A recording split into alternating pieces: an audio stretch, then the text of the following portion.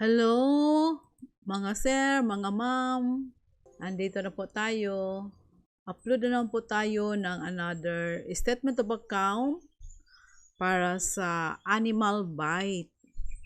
Paano ba? Ano bang gagawin natin, no? Ito po ang statement of account, no? Example. Yung pangalan ng pasyente, yung edad. So makita nyo dito, yung edad is 40 years old. So hindi pa siya senior citizen. Then, yung address, yung final diagnosis. Yung final diagnosis po ay sample lang po. Yung doktor na mismo ang magbigay ng tamang diagnosis. Sample lang po ito dito. Then, sa date and time admitted, itong February 14, 2024 ay yung admission date na 0D, yung pag-start talaga. So, yung February 20, 2024, ayun ang ika-7D. Ika-7D sa pasyente nang bumalik po sa inyong clinic. So, ito po yung RBS code ng Animal Bite 90375. Itong sample sa statement of account ay wala po itong discount sa senior citizen kasi nga yung edad ng pasyente is 40 years old. So, example po natin no, sa drugs and medicine kasi mostly naman sa ating animal bite ay mismo mga medicine, malaki yung medicine. So, yun talaga ang ito ay total na talaga from day 0 to day 7. Kasi hindi kayo makapag-claim kung hindi na kumpleto po. So, halimbawa, yung drugs and medicine, 3,510. No, yung total is 3,510.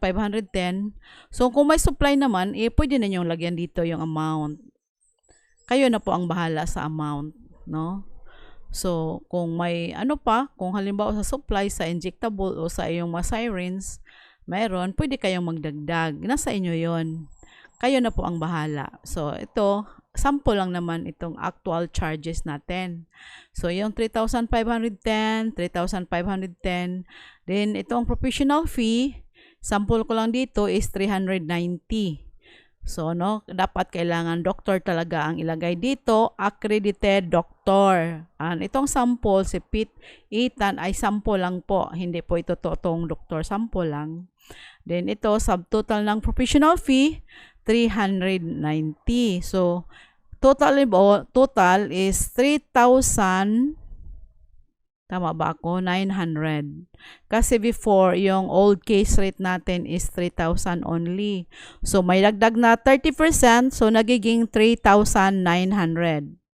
So, dito naman sa first case rate, nilagyan natin sa facility ng 3,510.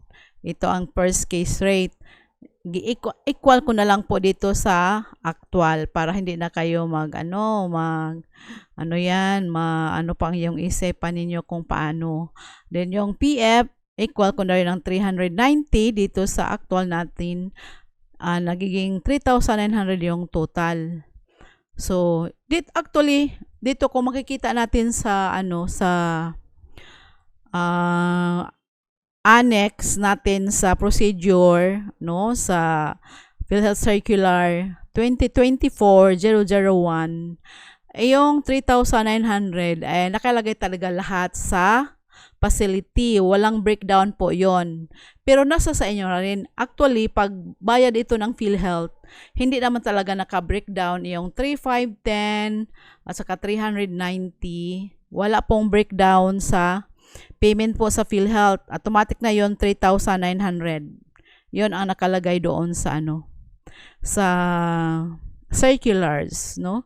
Lahat actually nasa facility nga 3,900. Dito nilagyan ko lang kasi yung dati nating circular is meron talaga nakasegregate talaga o separate yung 2,700 at saka 300 ng PF.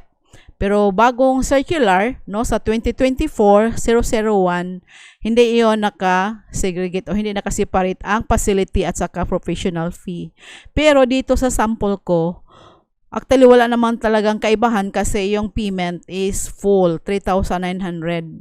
At saka hindi yon nakalagay doon sa sa PF na sa doktor lang. Sa facility talaga yung lahat. Kahit sa government or private practitioner. Ganito talaga, 3,900 automatic yon, facility nakapunta. Dito lang, sample lang para for sharing purposes, hindi na kayo maglisod, no, pag sharing na sa professional fee, lalo na sa government. Kasi sa government, may sharing yun sa PF. Kaya itong ginagawa ko. So dito sa billing clerk, no, dapat talaga may printed name, then signature. At saka ngalan sa pasyente, then signature. At saka may date sign dito. Kailan ba yon? So, February 2, 20-2024. So, dapat nakalagay dito kung kailan napirmahan ni billing clerk at saka sa pasyente kung kailan nakapirma. Ganyan, no? Ilagay lang natin yung pizza. Ganyan lang. Tuloy, hindi naman mahirap. Sa susunod kong video, no, ipakita ko sa inyo kung paano mag-fill up sa CSF, sa yung claim signature form, sa claim form 2, no, sa susunod na video. Pero dito, kasi marami kasi nag-request na, ma'am, paano ba yan? Anong gagawin natin? Ano ba ang itsura ng SOA? Ano ba ang ilagay namin? Uy, Diyos ko Lord, kaya gumawa na ako ng ganito para talaga sa inyo. Pero sa ngayon, hindi pa yung sa CF2 at saka sa CSF. Pero gagawa talaga ako para sa inyo. Para mas madali para sa inyo. No? So, ito po yung sample sa statement of account sa 90375, which is the RBS code of animal bite, no? So, salamat po sa inyong panonood, no? Para hindi talaga kayo mahirapan. Ito, ginagawa ko na talaga to para mas madali lang sa inyo. Para wala nang, kasi ang daming nag-request. Ma'am, bigyan mo ako ng sample. Ma'am, bigyan mo ako paano ba mag-ano sa SUA.